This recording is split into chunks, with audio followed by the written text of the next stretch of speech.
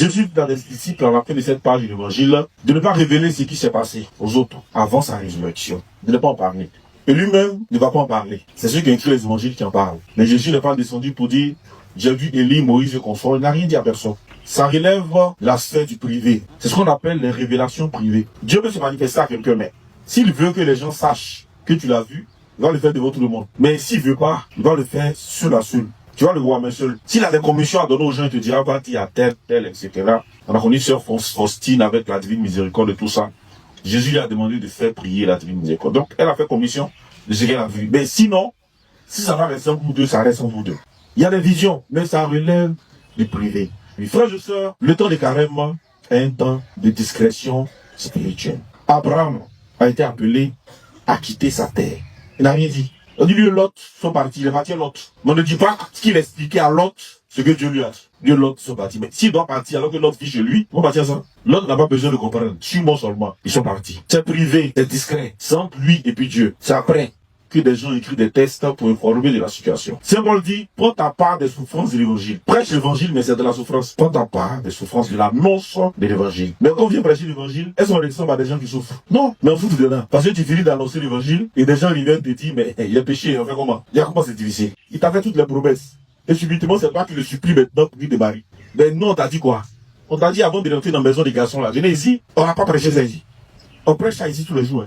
Mais pendant que je prêche, d'ici la fin du mois de mars, là, il y a une femme ici qui va aller et elle va revenir nous dire, mon père, je fais comment? Et comment j'ai chaud?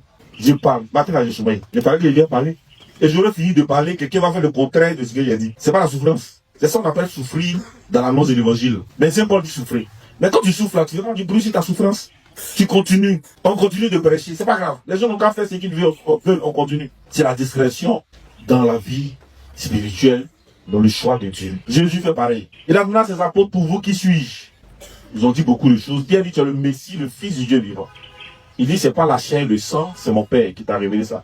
Mais ne le dites à personne jusqu'à ce que je le suscite. Discrétion, sois discret. Le démon, il chassait quelques démons. Ils ont dit, oh, ne nous fais pas du mal. On sait que tu es le Fils de Dieu. Il dit, non, non, non. Ça, on ne dit pas ça ici. On se connaissait en haut là-bas. Maintenant, on est sur la terre ici. Laissons ces affaires de Fils de Dieu là. Taisez-vous. Et puis allez loin. Discrétion. Le temps de carême passe au plein. Et on a nos frères à côté qui font le jeûne aussi. N'essayons pas d'imiter le jeûne des autres. Nous, notre temps de carême, on le vit dans la discrétion. Le seul jour où on fait du bruit, c'est mercredi des centres. Venez pour la centre. Tout le reste, on fait pas de bruit. Vers notre chemin de croix, on jeûne discrètement. Tout doit se faire dans la discrétion. Évitons de faire du bruit. C'est pourquoi Jésus donne des consignes qu'on utilise pour le mercredi des centres. Pour éviter que notre jeûne devienne de l'habillage. J'ai entendu quelqu'un avant-hier me dire, faut qu'on ne donne pas des paniers de carême aux chrétiens. On ne doit pas savoir que tu fais jeûne. Tu n'as pas la même chose que les autres ne font pas le jeûne comme pour nous. Les jeûnes n'ont pas le même sens. Ça n'a pas le même objectif. Pourquoi tu veux avoir les mêmes manières de faire le jeûne que?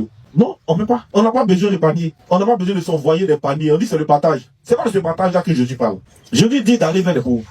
Et qu'on ne sache même pas qu'on allait vers les pauvres. Et toi, tu es dans ton bureau, tu dis non, on donne des paniers aux autres et moi. On a la même chose. Faut pas chercher. Ton jeûne n'a pas le même sens que celui des autres. Mais on ne peut pas se permettre d'organiser des ruptures collectives.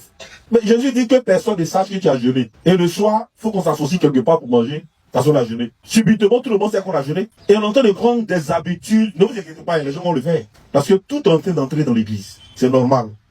La fin va venir un jour. La fin des temps n'est pas loin. Le démon s'agite. Et il entre dans l'église. Mais on ne peut pas commencer à imiter les autres. Parce qu'il faut on va faire. Qui nous a donné l'ordre?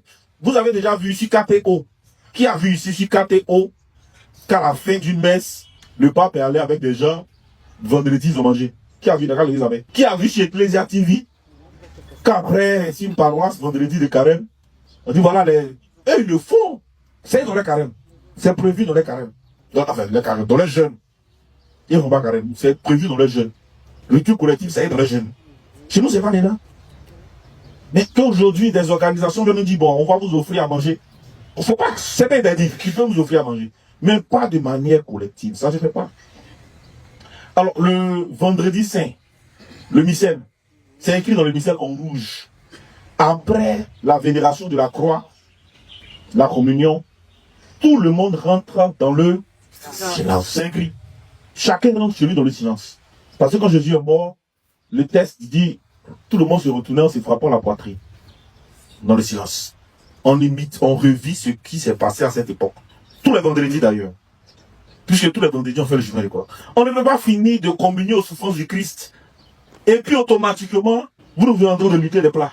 Notre carême, ça n'a rien à voir avec le carême des autres. C'est discret. C'est à Pâques qu'on va voir si tu as vécu carême. Jésus aurait pu montrer aux gens qu'il est Dieu. Qu'est-ce qu'il en empêchait? Rien. De toute façon, il a marché sur l'eau. Il avait les pouvoirs. Mais c'est pas comme ça qu'il devait entrer dans sa gloire. Il est resté discret jusqu'au bout. Les gens même lui ont dit, mais maître, c'est maintenant que tu vas montrer ta gloire. Montre ta gloire. Il dit non.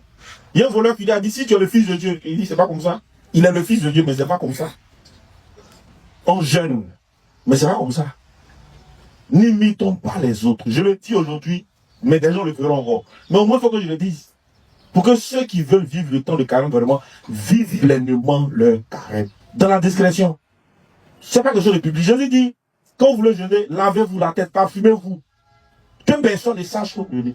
Quand tu veux prier, rentre dans ta chambre, enferme-toi. Dans le secret, ton Père te voit. Ça, c'est Jésus qui l'a dit, c'est pas nous. On ne l'a pas inventé. Mais sur quoi on s'appuie aujourd'hui pour qu'on voit tout ce qu'on doit faire qui concerne notre relation avec Dieu. Sur quoi on s'appuie? Quelqu'un peut-il me justifier? On va fraterniser. C'est fraterniser là, là. On dit que quelqu'un est mort. On essaie de communier à ses souffrances et vous cherchez l'occasion de... Mais dans 40 jours, là, on doit l'occasion de faire la fête. Vous organisez un Galilée général ici, non? Après les 40 jours, là, on se met ici, nous tous, on va manger, on va boire. Et là encore, toute l'année, on pourra manger, boire ensemble. Mais ce petit temps qu'on a pour faire pénitence, pour nous sanctifier, pour nous purifier, vivons-le sincèrement. Comme Jésus a vécu sincèrement son ministère, comme Abraham a vécu sincèrement tout ce que Dieu lui a demandé de faire sans faire du bruit. C'est tout ce qui nous est demandé. Je termine en disant, soyez sérieux dans votre jeûne. Bon, les gens parlent de rupture, on dit il n'y a pas de rupture. Le jeûne catholique, c'est un repas par jour. Tu veux prendre ça le matin. Mais en tout cas, sur les 24 heures, tu manges une fois. Bon, celui qui dit jeûne et puis prend son repas le matin, et puis mange pas jusqu'au lendemain matin là. Écoute son jeûne, quoi. Mais c'est le matin, il coupe son jeûne avant de commencer. Je m'adresse à ceux-là qui déjà à 17 h prennent un bon plat de baka avec une dizaine de galettes. À 17 h. Et à 20 h mangent leur photo. Je vous informe que ça fait 2 plats.